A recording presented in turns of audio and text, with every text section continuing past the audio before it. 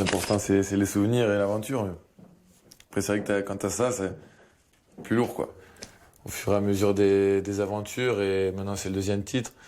Mais c'est vrai que, forcément, je ressens la différence. Maintenant, les gens, ben, voilà, ils pensent à Luka Karabatic et pas forcément au frère de Nicolas.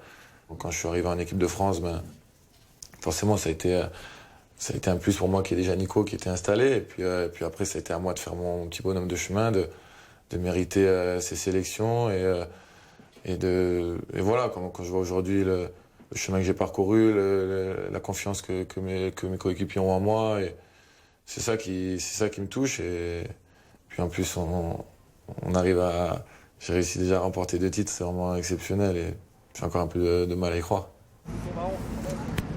Ah non, il est beau. Elle disait que j'avais honte de lui tenir la main alors que pas du tout. Non, c'est le monde. Ah, du monde. J'aime pas être exposé comme ça, on va dire. Donc moi, non, je l'accepte petit à petit et j'apprends à le faire. Mais c'est vrai que comme à la base, je suis quelqu'un de plutôt timide et réservé. C'est vrai que des choses sont nouvelles pour moi.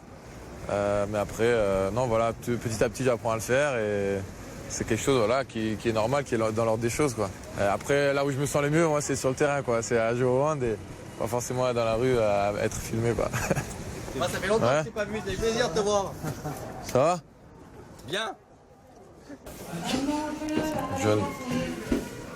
L'affaire dans le cas de Luka, ça a été quelque chose d'assez lourd et d'assez difficile à vivre pour lui parce que d'abord, je crois qu'il n'était pas prêt encore mentalement à vivre des moments aussi difficiles. Et le fait de venir à Aix-en-Provence, pour Luka en tout cas, ça a été vraiment une vraie renaissance.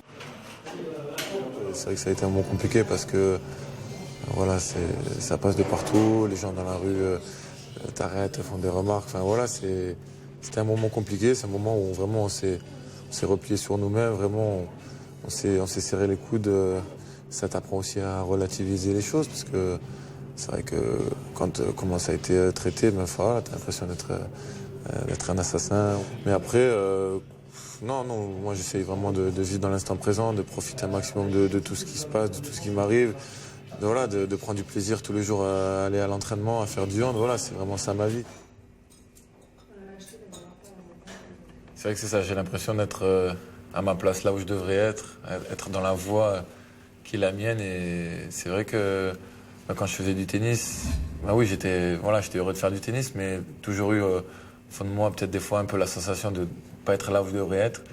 Et c'est vrai que depuis que j'ai repris le hand et puis voilà, avec tout le chemin que j'ai parcouru, c'est vrai que je suis en accord avec moi-même, en paix avec moi-même, j'ai envie de dire. Enfin voilà, je fais ce que j'aime, je fais ma passion, je fais voilà ce que j'étais destiné à faire, j'ai envie de dire. Et du coup, c'est vrai que forcément, je me sens bien.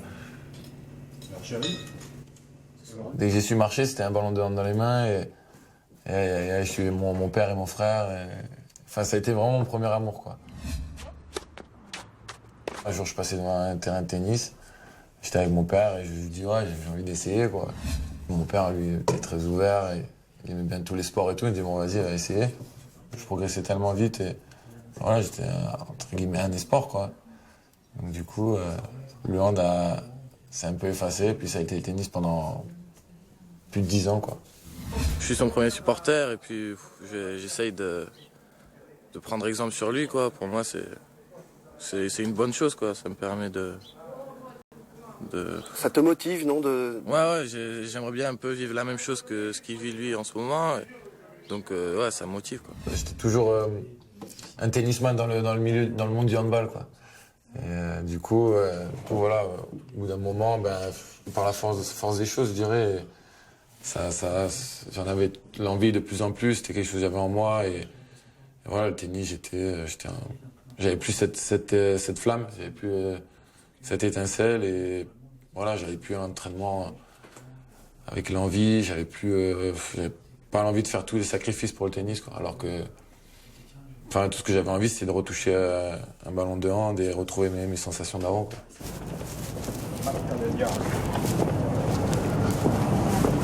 C'est juste y aller couper les cheveux, un peu la barbe, mais juste un peu, hein, parce que bon, je peux pas me permettre de trop enlever. Ah, ça fait il y a un mois que je suis parti, donc c'est un peu parti dans tous les sens. Donc voilà, histoire de tailler un petit peu, quoi. Ah, quoi? T'as commencé? Ah, oui. C'est un truc qui est venu petit à petit, en fait.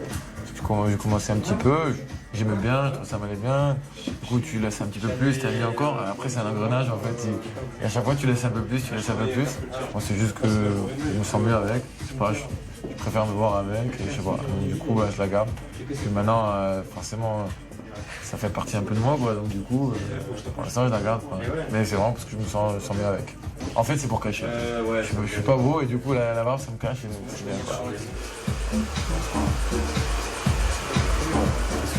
Celui-là était bien avec toutes les couleurs là. Ouais, il y avait de l'orange, du. Ouais, celui-là était bien. Voilà, c'est l'agence qui s'occupe de mon image. Voilà, c'est des gens qui sont devenus des amis aussi, qui on s'entend très bien et qui essayent de faire des choses pour moi, de me trouver des partenariats. Enfin voilà. Puis on voit quand même que les choses bougent petit à petit. Après, c'est vrai que dans ce genre de période, c'est encore mieux hein, quand ils ramènent un titre à la maison. C'est vrai qu'on a été vraiment suivis pour la finale, une grosse audience et tout. Donc, il y a peut-être des choses à faire, on verra. Il a un prénom qui émerge. Il a un nom qui est posé, qui est connu. Son prénom est clairement en train d'émerger. C'est un athlète de haut niveau, charismatique, qui a une forte personnalité. Le travail qu'on fait en commun, c'est simplement aujourd'hui de travailler et de sublimer son image. Il a l'air de m'écouter sur la photo, donc. Non, c'est vrai que forcément au début, il me conseillait souvent. C'est vrai qu'il arrivait sur le terrain de me dire des choses. Hein, il n'hésitait pas, prenait pas de pincettes, quoi. Hein. Mais c'est vrai que même sur le coup, des fois, ça faisait pas forcément, c'était pas agréable. Mais au final, c'est que c'est pour ton bien, pour progresser plus vite. Donc, ça a été toujours bénéfique pour moi. Puis c'est vrai que maintenant, je gagne en expérience. J'ai un rôle plus important dans l'équipe. Et forcément, des fois, j'ai des choses à dire aussi. Et lui, il m'écoute et il sait que, voilà, il respecte ma parole et il sait que ce que je dis, ça peut être pertinent, quoi. Ah, je prends une petite photo, je vais l'envoyer à Nico. Je vais montrer, tu vois, que tu m'écoutes quand je parle. Voilà, on va chez Noka, qui est mon entraîneur maintenant, qui était l'entraîneur de Nico avant à Kiel. Donc voilà, c'est quelqu'un de très important pour moi et puis qui a joué un rôle prépondérant dans ma carrière. Yes, moi.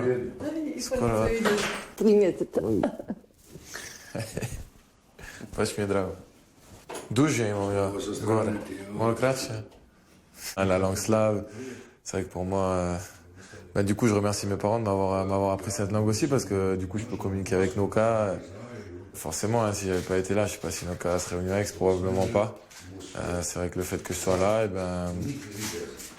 du coup, ouais, il en avait parlé avec Nico au début et c'est vrai qu'il s'est dit bon, je vais venir, je peux entraîner Luka et puis entraîner le club aussi. Ne filme pas ça. C'est le cadeau de champion du monde, ça. C'est la double portion de crêpes. Je n'avais pas de contact avec le club d'Aix-en-Provence. En fait, j'avais des contacts avec Nicolas et son agent, Bakhti. Pour être clair, quel que soit le club choisi par Nicolas ou Lucas, j'y serais allé. Pour Nicolas comme pour Lucas, je serais venu les aider. En fait, les aider, ce n'est pas la raison unique, mais c'est certainement la raison principale. Il faut venir ici avec l'estomac vide, déjà, ça c'est sûr. Parce que sinon, tu te retrouves embarqué dans des trucs, c'est compliqué. Là, on a mangé les crêpes et tout, et il y a encore un deuxième gâteau. Je vais pas pouvoir.